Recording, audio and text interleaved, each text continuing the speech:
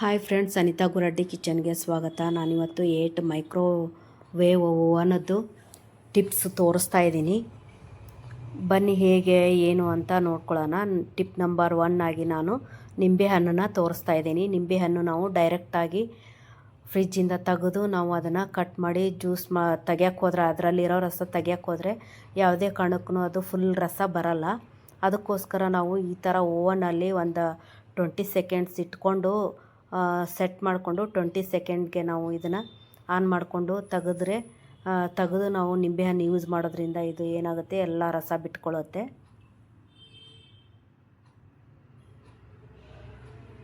ನೋಡಿ, ಕಟ್ ಮಾಡಿ ತೋರಿಸ್ತೀನಿ ನಾನು.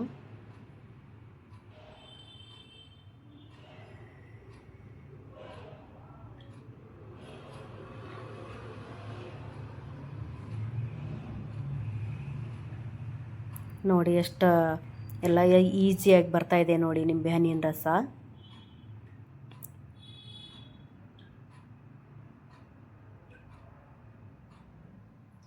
ಇಷ್ಟು ತೆಗೆದಾದ್ಮೇಲೆ ಇನ್ನೂ ಉಳಿದಿದ್ರೆ ಇದರಲ್ಲಿ ನಿಂಬೆಹಣ್ಣನ್ನು ಹಿಂಡೋದು ಇರುತ್ತಲ್ಲ, ಅದನ್ನ ತೊಗೊಂಡು ನಾವು ಹಿಂಡ್ಕೊಂಡ್ರೆ ಫುಲ್ ರಸ ಎಲ್ಲ ಆಚೆ ಬರುತ್ತೆ.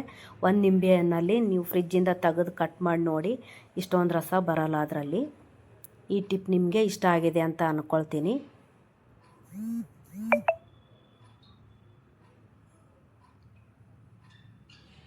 ನೋಡಿ, ಸೆಕೆಂಡ್ ಟಿಪ್ ಬಂದು ಮೆಣಸಿನ್ಕಾಯಿ. ಈ ಚಿಲ್ಲಿ ಫ್ಲೇಕ್ಸ್ನ ನಾವು ಮನೆಯಲ್ಲೇ ರೆಡಿ ಮಾಡ್ಕೋಬೋದು. ಹೊರಗಡೆ ತಂದು ನಾವು ಯೂಸ್ ಮಾಡೋದ್ರಿಂದ ತುಂಬ ದುಬಾರಿಯಾಗಿರುತ್ತೆ. ಅದಕ್ಕೋಸ್ಕರ ನಾನು ಮನೆಯಲ್ಲೇ ಇದನ್ನು ಯೂಸ್ ಮಾಡ್ತೀನಿ. ನೋಡಿ, ಖಾರ ಇರೋ ಮೆಣಸಿನ್ಕಾಯಿ ತೊಗೊಂಡಿದ್ದೀನಿ ನಾನು. ತೊಗೊಂಡು ಮನೇಲಿ ಪಿಜ್ಜಾ ಮಾಡಿರ್ತೀವಿ, ಆಮೇಲೆ ಸ್ಯಾಂಡ್ವಿಚ್ ಮಾಡಿರ್ತೀವಿ. ಅದಕ್ಕೇನಾದರೂ ಹಾಕಬೇಕಂದ್ರೆ ಇದೇ ಥರ ರೆಡಿ ಮಾಡಿಕೊಂಡು ನಾವು ಯೂಸ್ ಮಾಡ್ಕೋಬೋದು.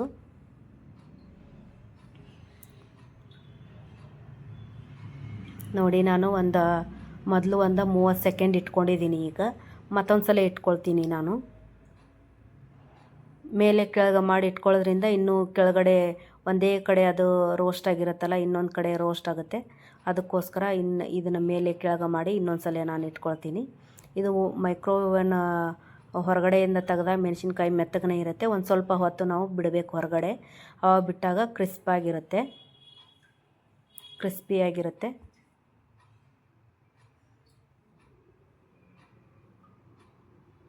ನೋಡಿ, ಮತ್ತೊಂದು 10 ಸೆಕೆಂಡ್ ಇಟ್ಕೊಂಡಿದ್ದೀನಿ ನಾನು.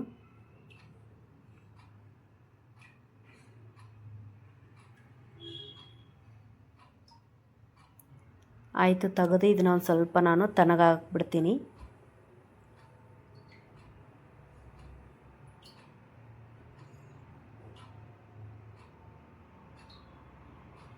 ನೋಡಿ, ಅದೆಲ್ಲ ನಾನು ಹಿಂದಿಂದೆಲ್ಲ ತುಂಬೆಲ್ಲ ತೆಗೆದು ಆಮೇಲೆ ನಾನು ಇದನ್ನು ಜಸ್ಟ್ ಆನ್ ಆ್ಯಂಡ್ ಆಫ್ ಮಾಡ್ಕೊತೀನಿ. ಆವಾಗ ಸೂಪರಾಗಿ ಚಿಲ್ಲಿ ಫ್ಲೇಕ್ಸು ರೆಡಿ ಆಗುತ್ತೆ.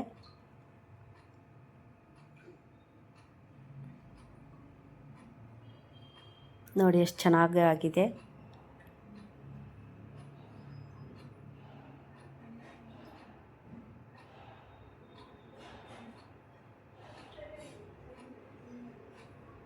ಈ ಟಿಪ್ಪು ನಿಮಗೆ ಇಷ್ಟ ಆಗಿದೆ ಅಂದ್ಕೊಳ್ತೀನಿ.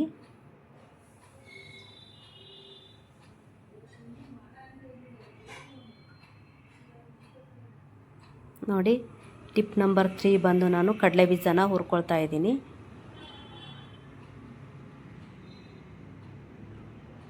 ಕಡಲೆ ಬೀಜನ ನಾವು ಹೆಂಚಲ್ಲಿ ಹುರಿದಾಗ ಏನಾಗುತ್ತೆ, ಅದು ಒಂದು ಕಡೆ ಸೀದೋದಂಗೆ, ಒಂದು ಕಡೆ ಹುರಿದಂಗೆ ಒಂದು ಕಡೆ ಹುರಿದೇ ಇರೋ ಥರ ಕಾಣಿಸ್ತಾ ಇರುತ್ತೆ. ಇದರಲ್ಲಿ ಮೈಕ್ರೋವೇವ್ನಲ್ಲಿ ಆದರೆ ಇದು ತುಂಬಾ ಚೆನ್ನಾಗಿ ರೋಸ್ಟ್ ಆಗಿರುತ್ತೆ. ಇದು ನೋಡಿ, ಮೊದಲು ಒಂದು 3 ನಿಮಿಷ ಇಟ್ಕೊಳ್ತೀನಿ ನಾನು. 3 ನಿಮಿಷ ಟೈಮ್ ಸೆಟ್ ಮಾಡ್ಕೊಂಡಿದ್ದೀನಿ. ಇದನ್ನು ಅಷ್ಟೇ ಒಂದೇ ಸಲ 5 ನಿಮಿಷ ಇಟ್ಕೋಬೋದು ನಾವು.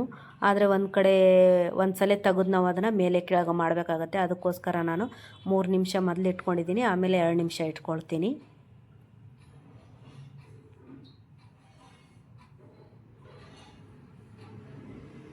ನೋಡಿ, ನಿಮಿಷಗಳಲ್ಲಿ ಏನಾದರೂ ಇಟ್ಕೊಳ್ತೀವಿ ಅಂದಾಗ ಮೈಕ್ರೋವೇವ್ ಒಂದು ಸ್ವಲ್ಪ ಬಿಸಿಯಾಗಿರುತ್ತೆ. ಅದಕ್ಕೆ ನಾವು ಈ ಥರ ಗ್ಲೋವ್ಸ್ನ ಹಾಕ್ಕೊಂಡು ನಾವು ಯೂಸ್ ಮಾಡಬೇಕು, ಇಲ್ಲಾಂದರೆ ಬಿಸಿ ತಾಗ್ಬಿಡುತ್ತೆ ಕೈಗೆ.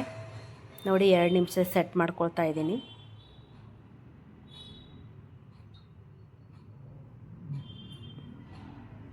ನೋಡಿ ಎಷ್ಟು ಚೆನ್ನಾಗಿದು ರೋಸ್ಟ್ ಆಗಿದೆ. ನೋಡಿ ಒಂದು ಸ್ವಲ್ಪನೂ ಸಿಪ್ಪೆ ಉಳ್ಕೊಳ್ಳಲ್ಲ, ಆ ಥರ ಆಗಿದೆ. ನೋಡಿ ತೋರಿಸ್ತೀನಿ ನಿಮಗೆ. ನೋಡಿ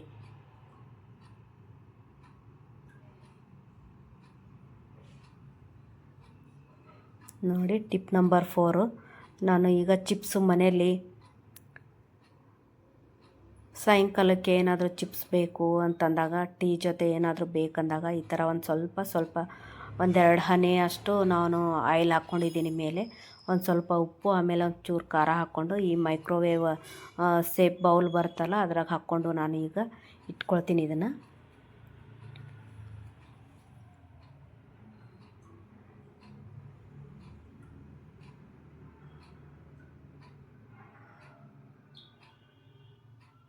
ಇಟ್ಕೊಂಡಿದ್ದೀನಿ. ಟೈಮ್ ಸೆಟ್ ಮಾಡ್ಕೊಳ್ತಾ ಇದ್ದೀನಿ.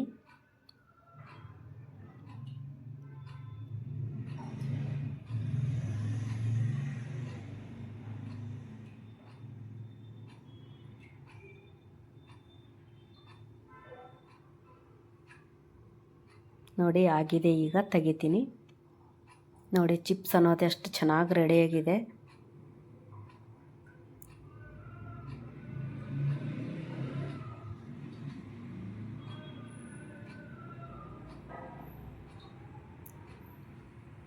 ಸೂಪರಾಗಿದೆ.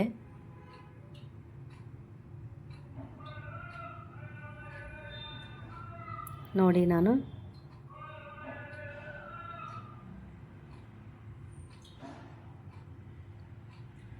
ಟಿಪ್ ನಂಬರ್ 5, ನಾನು ಮಸಾಲೆ ಹಪ್ಪಳನ ಡೈರೆಕ್ಟಾಗಿ ಇಟ್ಕೊಳ್ತಾ ಇದ್ದೀನಿ ಓವನಲ್ಲಿ.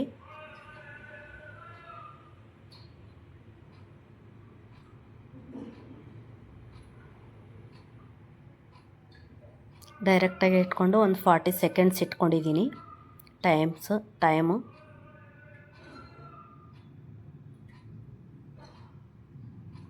ನಾವೇನಾದರೂ ಈಗ 1 ಬೇಕು 2 ಬೇಕು ಹಪ್ಪಳ ಅಂದಾಗ ಈ ಥರ ಮಾಡಿಕೊಂಡ್ರೆ ತುಂಬ ಚೆನ್ನಾಗಿರುತ್ತೆ, ಆಯಿಲ್ ಫ್ರೀ ಇರುತ್ತೆ. ಮತ್ತು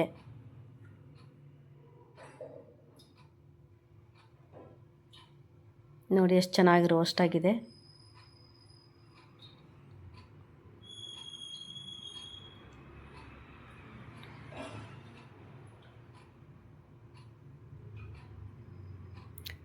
ನೋಡಿ ಡಿಫ್ರೆನ್ಸ್ ತೋರಿಸ್ತೀನಿ ನಿಮಗೆ. ಒಂದು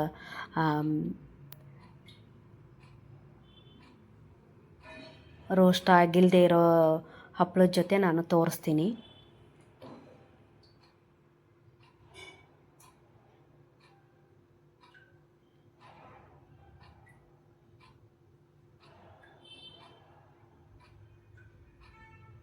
ನೋಡಿ ಈ ಥರ ಆಗಿದೆ ಮಸಾಲೆ ಹಪ್ಪಳ.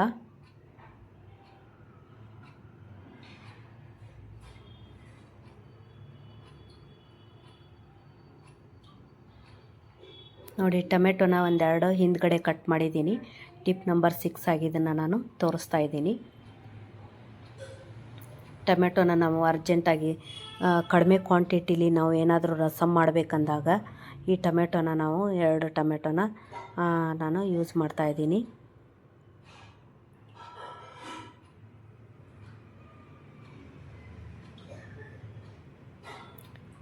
ಎರಡು ಟೊಮೆಟೊನ ನಾವು ಮೈಕ್ರೋವೇವ್ ಸೇಪ್ ಬೌಲಲ್ಲಿ ಇಟ್ಕೊಂಡು ಒಂದು 50 ಸೆಕೆಂಡ್ಸ್ ಇಟ್ಕೊಂಡಿದ್ದೀನಿ ನಾನು.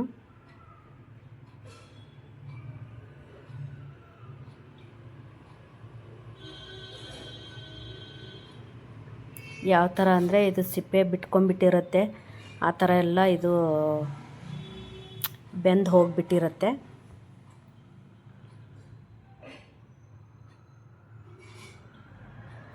ಈ ಕಡೆ ನಾವು ಏನಾದರೂ ಹುರ್ಕೊಳ್ಳೋ ಟೈಮಲ್ಲಿ ಈ ಥರ ಇದನ್ನ ಇಟ್ಬಿಟ್ಟು ನಾವು ಆ ಕಡೆ ಕೆಲಸ ಮಾಡ್ತಾಯಿದ್ರೆ ಟೈಮು ಸೇವ್ ಆಗುತ್ತೆ.